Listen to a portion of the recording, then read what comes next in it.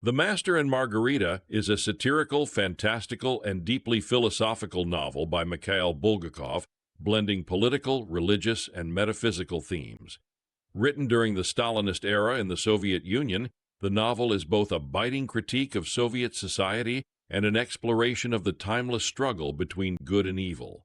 Bulgakov weaves together multiple narratives, moving between 1930s Moscow and ancient Jerusalem with the enigmatic figure of Woland, the devil, at the center of the chaos. The novel begins in Moscow, where Mikhail Alexandrovich Berlioz, an atheistic editor, and Ivan Bezdomny, a poet, discuss the existence of Jesus Christ. Suddenly, a mysterious foreigner named Woland appears and predicts Berlioz's death, which happens soon after, when Berlioz is decapitated by a streetcar. Woland is revealed to be the devil, and he has arrived in Moscow with his demonic retinue, which includes the grotesque but comical cat Behemoth, the vampire Hela, and the sinister Azazello. They wreak havoc on the city, exposing the hypocrisy, greed, and corruption of Soviet society, particularly targeting bureaucrats, literary elites, and those obsessed with material wealth and power. The second narrative thread takes place in ancient Jerusalem and is presented as a story within the story. This part of the novel focuses on Pontius Pilate and his interactions with Yeshua HaNatzri, Jesus of Nazareth. Pilate is portrayed as a tormented, morally conflicted figure who, despite recognizing Yeshua's innocence, sentences him to death to avoid political unrest. This philosophical and historical narrative explores themes of guilt, cowardice, and moral responsibility. It parallels the modern-day events in Moscow, providing a deeper meditation on good, evil, and redemption. In the Moscow narrative, we are introduced to the Master, an unnamed writer who has been working on a novel about Pontius Pilate, but is rejected by the literary establishment. His love, Margarita, is deeply devoted to him and his work.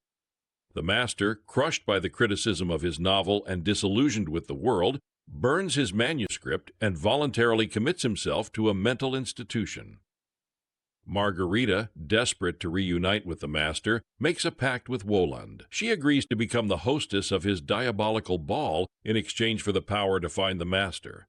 During the surreal and nightmarish ball, Margarita displays courage and grace, and her loyalty to the Master is rewarded when Woland reunites them. In the end, Woland, far from being the traditional embodiment of evil, serves as an agent of justice and fate.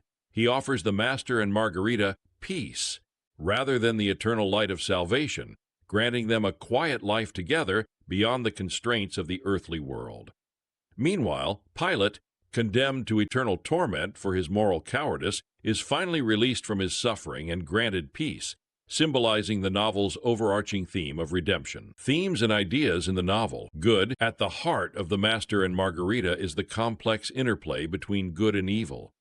Woland as the devil is traditionally associated with evil, but Bulgakov presents him in a more nuanced light.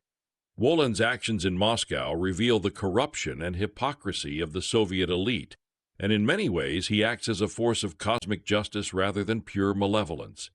He exposes the moral weaknesses of the characters he encounters, punishing greed, vanity, and dishonesty. The novel raises important questions about the nature of evil and the role it plays in the world.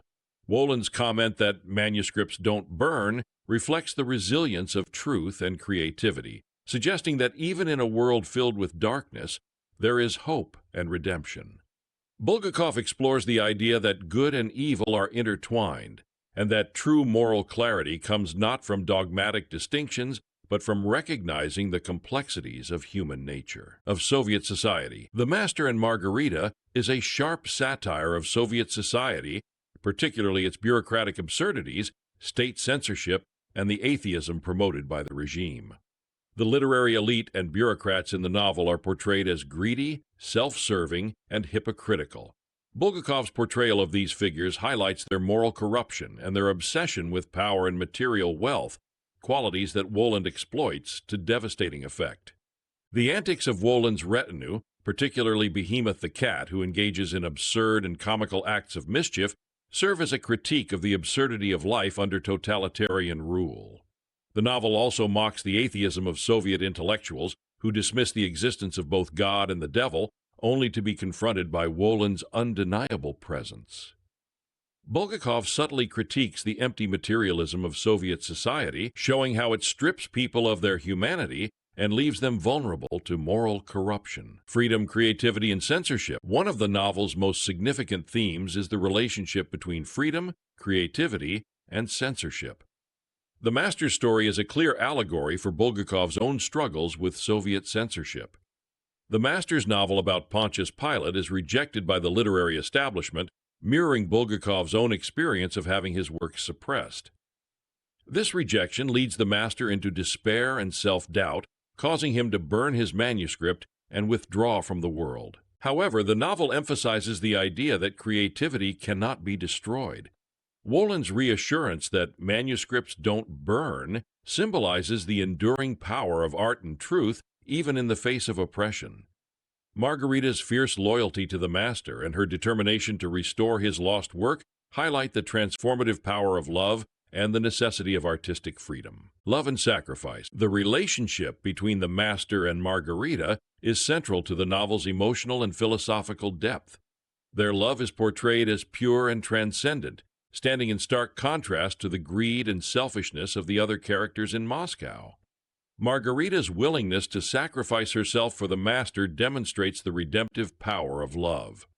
She agrees to become the queen of Wolan's ball, not for personal gain, but to reunite with the Master and restore his creative spirit. Through Margarita's courage and devotion, Bulgakov suggests that love can transcend even the most oppressive forces. Margarita's pact with Woland, though morally ambiguous, ultimately leads to the reunion of the lovers and their escape from the material world. The novel portrays love as a force that is both redemptive and liberating, capable of overcoming societal constraints and personal suffering. Faith, redemption, and moral responsibility. Faith and redemption are major themes in The Master and Margarita, particularly in the parallel narrative of Pontius Pilate and Yeshua. Pilate's moral cowardice, his failure to act according to his conscience and save Yeshua, haunts him throughout the novel. His torment is a metaphor for the weight of unacknowledged guilt and the consequences of moral compromise. Yeshua's characterization as a compassionate, philosophical figure offers a counterpoint to the corruption and cruelty of Pilate's world, much like the Master's spiritual integrity contrasts with the shallow materialism of Soviet Moscow. Pilate's eventual redemption, when he is freed from his eternal punishment by the Master, symbolizes the novel's belief in the possibility of spiritual and moral forgiveness, even for those who have committed grave sins. The role of the supernatural elements of The Master and Margarita, Wolin's demonic retinue, the ball, Margarita's transformation into a witch, are essential to the novel's exploration of reality, truth, and morality. Bulgakov uses the fantastical to reveal deeper truths about the human condition. The presence of the supernatural in the otherwise mundane world of Soviet Moscow serves as a reminder of the forces beyond human understanding and control. Wolin's supernatural interventions challenge the characters' beliefs and assumptions, forcing them to confront their moral failings. The novel suggests that the supernatural is not merely a source of fear or chaos, but a means of revealing the hidden moral and spiritual dimensions of life.